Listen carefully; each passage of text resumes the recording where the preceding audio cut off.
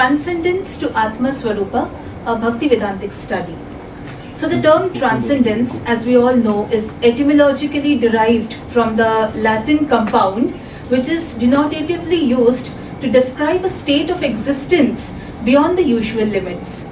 And the ontological aspect of the word transcendence, it signifies the possibility of becoming something beyond the present state of being.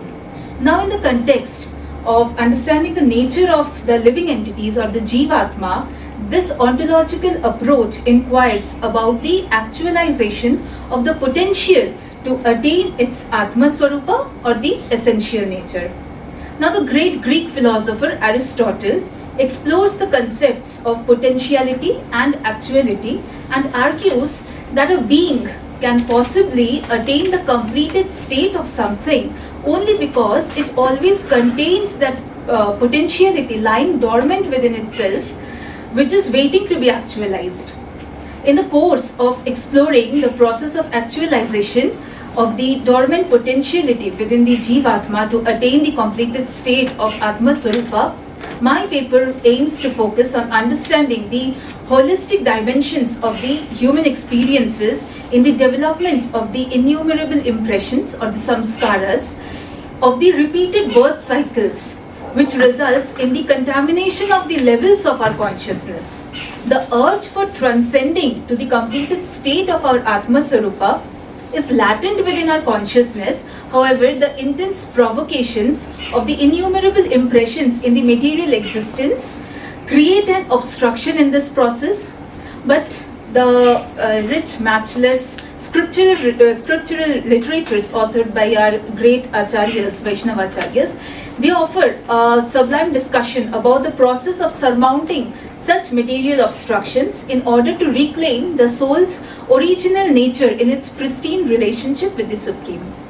Now, in this paper, I have mentioned briefly about the Achinta Bheda Bhed tradition, but because it has repeatedly being mentioned already many times in the conference, so I'll quickly skip to the main subject matter of the paper. That is the nature of the Jivatma. So our Vedas describe the glories of the unlimitedly variegated inherent potencies of the Supreme Lord. It mentions that Parasya Shaktir Vividha Eva Shruyate. Now Jiva Goswami in his Bhagavad Sandarbha, he has described three principal potencies of the Supreme. Antaranga Shakti, which is the superior most internal potency of the Lord, which manifests in the three form, Sandhini, Samvit and Ladini, to be short, Satchit Ananda Swarupa. Then the Tatastha Shakti or the marginal potency, which manifests as the Jivatma, and the Bahiranga Shakti or the external potency or the inferior most potency, which is characterized by the three gunas of the Bhautik Prakriti, which is responsible for the cosmic manifestation. Now the Jivatma, due to its marginal or the Tatastha nature, it is free to make a choice to get in contact either with the Antaranga Shakti or the Bahiranga Shakti of the Lord. In our original position, in our constitutional position, Swarupa, the Jivatma belongs to the Supreme Tattva. The Atma Swarupa of Jivatma is therefore Satchit Ananda, just like the Lord. However, due to being adjoined to the Agyan of that Param Tattva, what happens? Jivatma is overpowered by the Bahiranga Maya Shakti, and therefore being bereft of the Atma Swarupa, the Jivatma becomes identified with the limiting upadhis under the influence of the material modes of nature or the trigunas of the Bhautik Prakriti. Thus the Jivatma becomes subjected to the Anadi Samsara Dukkha. So what is the root defect of the conditioned Jivatma? That is Param Tattva Jnana Abhav. So this Jnana Abhav results in the avaran or the concealment of the Atma Swarupa of the Jivatma and the misidentification or vikshepa with the limiting upadhis. Now, this avaran and vikshepa, due to this avaran and vikshepa of this Param Tattva, the Jivatma in association with the material nature keeps on transmigrating amongst the different hierarchies of the living species in the entire cosmic manifestation, as the Bhagavad Gita mentions that Karanam Guna Sangosya Sat Asad Yoni Janmasu. Now, as we keep on getting the different material bodies, the congregate of the gross, subtle and the causal bodies are manifested in accordance with the Jivatma's freedom of choice, because we have chosen to get that material body. So how is this freedom of choice governed? It is basically governed by the soul's recollection of the unconscious propensities formed due to the past samskaras under the influence of the conditioned modes of the material nature. As the Bhagavad Gita describes, that prakrite kriyamanani gunai karmani sarvasaha. Impelled by the activities in the three gunas of the bhautik prakriti, the levels of the consciousness of a jivatma gets contaminated, and which results in the conditioned freedom of choice. And bewildered, we become ineligible to make the proper use of our free will. Thus we become subjected to the bhautik kleshas, or the adversities of the material miseries. Srila Rupa Goswami in his Bhakti Rasamrita Sindhu has categorized three planes of existence: bhukti, mukti and bhakti. The realm of material sense gratification, or the realm of bhukti, is the realm of exploitation, as Bhagavata mentions that jivo jivasya jivanam. Every living entity in this material existence of repeated birth-death cycle is constantly sabotaged by the intense provocations of the impulses, which severely enslaves and weakens the intelligence, integrity, tranquility and the overall psychological equanimity of an individual. The Bhagavad Gita describes the chain of consequences by which the Jivatma falls down into the miseries of the material existence. Shri Krishna describes that sense contemplation leads to attachment towards the sense object. Attachment leads to lust, काम से क्रोध, क्रोध से delusion, delusion से bewilderment of memory. When the memory is bewildered, intelligence is destroyed, and when the intelligence is destroyed, a jivatma falls down. So unless the jivatma becomes completely purified of all the unconscious propensities and the latent impressions, we are repeatedly subjected to fall down into the material existence. So we must completely transcend these conditioned levels of the chitta to purify ourselves, to attain the blissful state of pure consciousness. So Bhagavata mentions that the absolute mukti of the jivatma is eternally being situated in our Atma Swarupa after completely getting rid of all the conditioned state of our being. It mentions that muktir hitva anyatha rupam swarupena vyavasthitaha. So how do we get this complete purification of chitta? How do we get situated in this Atma Swarupa? So Shri Krishna mentions in Bhagavad Gita that Daivi Yesha Gunamai Mama Maya Duratyaya, that the Bahiranga Maya Shakti, which is comprised of the three gunas, because it is the potency of the Lord, therefore it is very difficult to be conquered. But Bhagavan mentions that Mameva ye prapadyanti mayamitam tarantite. It can be conquered. How? By the devotional dedication unto the Lord. So how do we devotionally dedicate unto the Lord? How do we control our mind? Krishna describes that Ashanshayam hi mahabaho manah durnigraham chala, but abhyasena tu kaunteya vairagyena cha griyate. Although the mind is supposed to be directed by the intelligence, we know, but the strong influence of the propensities and the urges, due to those, our mind becomes so turbulent and obstinate that it often surpasses the efficacy of the intelligence. So what has Krishna discussed? That suitable practice, abhyas and vairagya, proper detachment. So what is the abhyas? Kya abhyas karna hai? So Sanatan Goswami in his Hari Bhakti Vilas discusses Shadanga Sharanagati. So the first two steps are Anukulyasya Sankalpaha and Pratikulyasya Varjanam.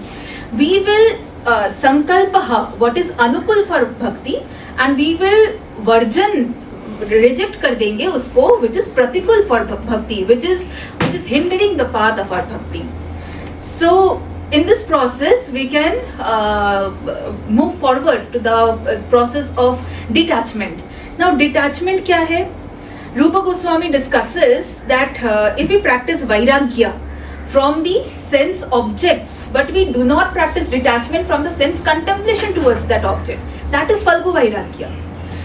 वो proper वैराग्य नहीं है, because we are just trying to superficially become detached from the sense object, but the contemplation already remains there. So what is yukta vairagya? Falgu vairagya नहीं practice करना है. Rupa Goswami is telling we should practice the yukta vairagya. What is yukta vairagya? अनासक्तस्य विषयान् यथारह उपयुञ्जतः निर्बन्ध कृष्ण संबंधे युक्तम वैराग्यम उच्यते. So Krishna describes that the lower taste ceases for those who realize the highest taste of the Param Tattva. So superficially, not to suppress or get rid of the urges, but instead of striving hard in the cessation of the urges, the Vaishnava texts suggest the procedure of constant engagement, satatam yuktanam, in the devotional service by directing their course towards the Supreme. So this is the process of Vaidhi Sadhan Bhakti, and when by the gradual training of the Vaidhi Sadhan Bhakti, our training our mind, the afflictive modifications of the Chitta is completely purified. Cheto Darpana Marjana, as Sri Chaitanya Mahaprabhu discusses. When this spontaneous stage of Raganuga Bhakti is achieved, then the Atma Swarupa of the Jivatma is reclaimed in the pristine relationship or the Sambandha Jnana Tattva with the Supreme. And that is the stage when a person can transcend all the psychic imbalances and the formidable urges caused by the gross senses as well as the subtle impressions. So the practice of Bhakti offers three results simultaneously, as the Bhagavatam describes, that Bhakti para ishanubhavo viraktir anyatra chaisha trika ekakala prapadya manasya yatha ashnatah asyu tushti pushti shud apayo anubhasam. That is like when we take food, simultaneously three things happens. One, that we get our hunger gets satisfied and we get nourishment. So in the same way, when we practice bhakti, we get nourishment. Our thirst, our material thirst, our spiritual thirst, everything gets satisfied by the practice of bhakti. Now, beyond the Purushartha Chatushta, which is expounded in the Vedic scriptures, our Vaishnava texts have accepted Krishna Prema as the Pancham Purushartha, or the fifth and the highest objective of life. That is the Prayojan Tattva Jnana, which is the Sadhya and the Sadhana to awaken the Atma Swarupa within the Jivatma. So, when that Atma Swarupa within the Jivatma is awakened, such pure devotees compassionately help the other living entities in this material bondage to awaken that dormant Bhagavad Prema within their consciousness. Like the Brahma Samhita mentions that Premanjana Churita Bhakti Vilochanena Santah Sadaiva Hridayeshu Vilokayanti Yam Shama Sundaram Achintya Guna Swarupam Govindamadi Purusham Tamaham Bhajami. Such pure devotees whose eyes of bhakti are tinged with the salve of prem, such pure devotees can help the other living entities to come out of the bondage from the material existence. Like we offer prayers in the Guru Pranam mantra that Ajnana Timirandhasya Jnananjana Shalakaya Chakshur Unmilitam Yena Tasmai Shri Gurave Namah. That our Guru is eligible. Why? Because he himself has the vision of that Param Tattva. Like Bhagavan explains in Bhagavad Gita, that Upadekshanti te jnanam jnaninas tattva darshina. Because that jnani has that tattva jnana darshan, therefore he can help the other living entities who are in this conditioned material nature. So to conclude, what Chaitanya Charitamrita discusses, that Jiver Swarup hai Krishna Nityadas. That the Swarup of the Jivatma is to be an eternal servitor of the Supreme in its pure essence. Sri Chaitanya explains in Shikshashtakam that I Nanda Tanuja Kinkaram Patitam Mam Vishami Bhavam Budhav. Although we have that innate relationship with the Supreme, we fall down into the miseries and bondage of the material existence. Why? Because of our own karmic reactions arising due to the forgetfulness of the Supreme in contact with the three gunas of the Bhautik Prakriti.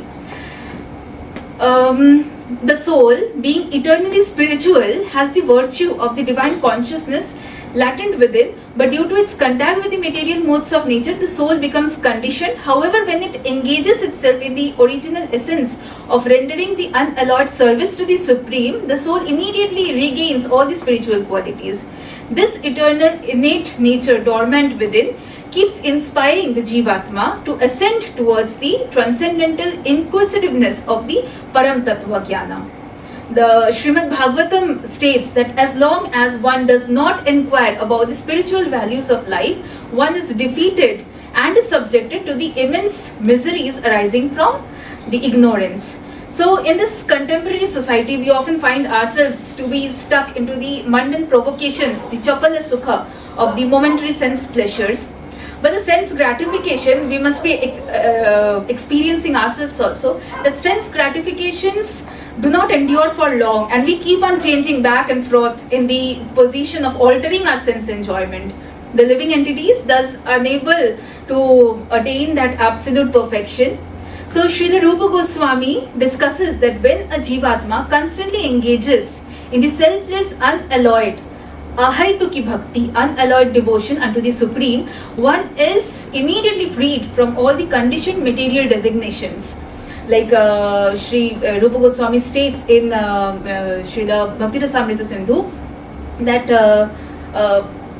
Anyabhilashita shunyam jnana karmadi anavritam anukulyena krishnanushilanam bhakti uttama or sarva upadir vinirmuktvam. All the upadis, when we get rid of all the material upadis, tat paratvena nirmalam, we become immediately purified. Rishikena rishikesha sevanam bhakti ruchyate.